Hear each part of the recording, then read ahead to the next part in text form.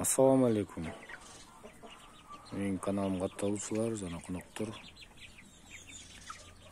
Бүгүн 21 май 2022 жыл.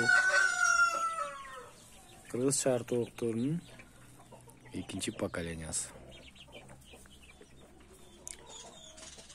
Жөжөлөргө азыр 2 ай толду.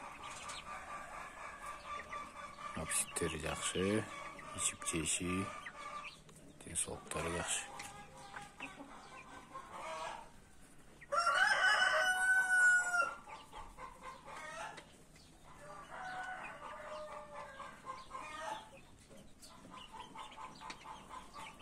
Үй бүлөңүздөргө бакыт талай.